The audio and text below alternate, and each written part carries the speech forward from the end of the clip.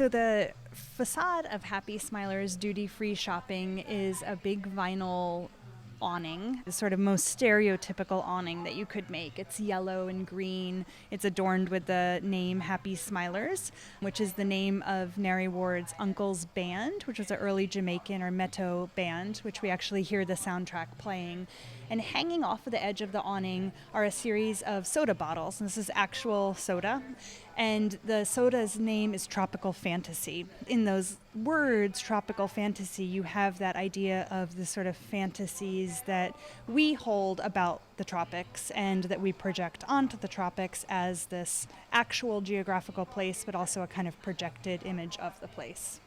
And Nari was interested in creating an experience in this work that was very different from the outside and inside. So on the outside, we might see what we think is a Caribbean establishment. On the inside, he wanted to create something that was really different. And that idea came because below his apartment in Harlem, there was what appeared to be on the outside as a candy store. But on the inside, in fact, it was a numbers joint, so a small-scale gambling place. And the track that you hear in here is rain falling on a tin roof. For Nari, that's his earliest memory of Jamaica. Again, I think then we can think how sounds or objects can create a kind of memory space and how memories are associated with objects and with spaces and sites. Our altar, if this was a church, is replaced here with dance hall speakers. So it's kind of play on the forms, I think, of religion, but then using them for very different symbolic reasons.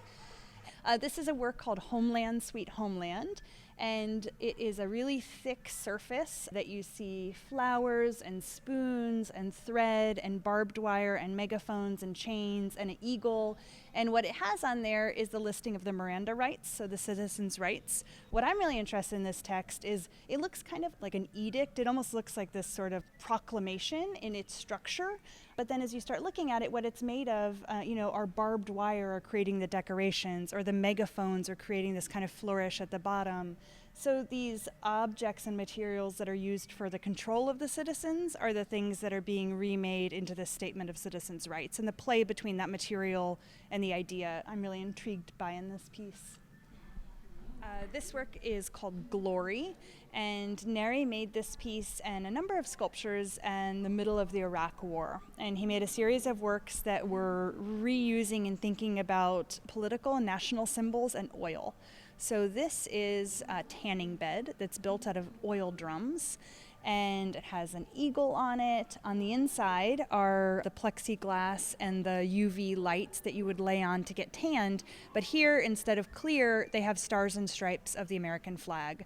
And Nari was kind of thinking about, well, what can I do about the American flag that would be new? And so he said, well, what if I actually put on people's skin the stars and stripes of the flag? And he decided that he wanted to make this tanning bed out of it. This is called Oriented Right, and he made the series after he visited the First African Baptist Church.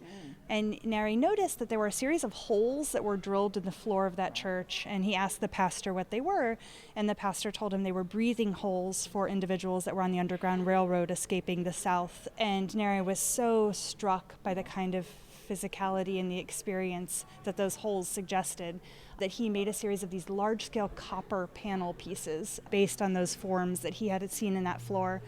And the copper also has this aqua color kind of smudged all over the surface. And Nari was struck by how can I physically engage with this piece, which almost reads like a painting. It looks like a painting on the wall in a different way, in a more bodily way, like make my physicality presence. So he decided he wanted to dance on the surface of it. Oh. So he put patina on his feet and then danced over the surface. So the green smudges are actually from him moving and walking on the surface of the piece. Wow. This piece is called Iron Heavens, and Nari, when he tells the story about coming up with this piece, he starts with the very simple observation that he was pulling an oven pan out of his oven, and he thought that it looked like the night sky with this black with these stars on it. And he kind of he was like, well, maybe I'll collage them, and I'll create something that's, almost 16 feet high. It's like this kind of night sky. But it also looks like a buttress, like an iron wall, like something that's really impenetrable, or a fortress. Meanwhile, he's been working on these bats. There are over 200 bats at the bottom of the sculpture that are burned and beaten and charred. And he was working on doing these manipulations to these bats, which immediately, to my eye, register a kind of violence, and a kind of racial violence. Referring to lynching, to, really brutalized bodies in a way, referenced through these bats that seem to be huddled together, reaching up towards the sky. This is a piece called Sky Juice. And Sky Juice is a drink that I've never drank, but I hear is a drink of coconut water and gin that is very popular in the Bahamas. What you have is a found piece of an iron gate still attached to the concrete sidewalk from which it came. And on this structure of the iron gate, Nari has tied and attached just a huge accumulation of things. They're mostly gloves. If you start looking, you find shoes, clothing, a lot of things that reference, though, hands and feet, which are these kind of, perhaps the part of us as humans that are the most symbolic of human. And then the upper part is a beach umbrella, red one, that Nari has very carefully cut these strips out of so that they hang down, and he's attached these soda bottles again to those strips. But crisscrossing the top of the umbrella is fly paper as well. And to me, this has this great off-kilter quality to the sculpture Sky Juice that to me recalls like a peddler's cart. Yes, or something, exactly. That one's kind of pushing along the beach or pushing through the streets to sell wares. Nari references Caribbean a lot in all of its complexity. The series is called Sunsplashed, and it shows him, the artist, dressed in a costume in a domestic setting with plants near him. And his inspiration to make this piece came from a comment that a collector of his said to him, and he said, you're Jamaican, but you're not very happy. I'm surprised you're not happy.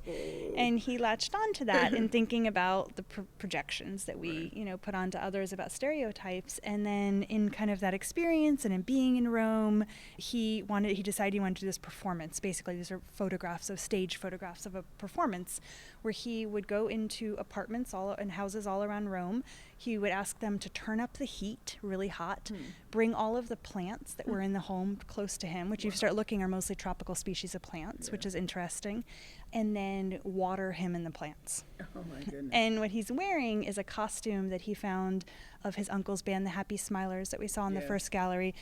This is, as he describes it, a kind of prototypical 70s folk musician costume that people would put on often to perform for white tourists. Right.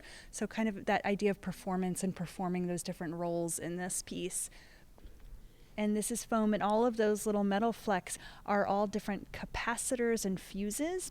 For me, what partly makes it hard to discern that it is foam is that he's burned the surface of it. So it creates this almost skin-like feel to the surface of them. The piece is called Mango Tourist, and to me, they look like the forms of snowmen, these kind of lumbering humanoid forms that would sort of potentially maybe lumber down to the beach, lay on the beach thinking about the tourist and get burned and then, head back up north. So I kind of read into it this idea of tourism and the snowman shape along with the kind of burned quality on the surface of them as something related to the politics and the experiences of tourism.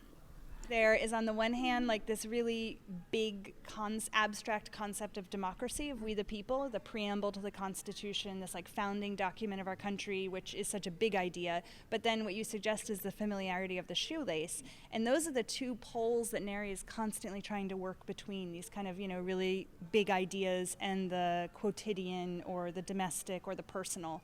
And one of the things that I'm really interested in this piece is from afar, it reads really clearly as we the people, and it's a script. And then as you approach it, that script begins to break down into these individual threads. So the kind of symbolism of a we the people being made up of all of us individuals as citizens, and the relationship between that structure of democracy and the citizens who constitute it.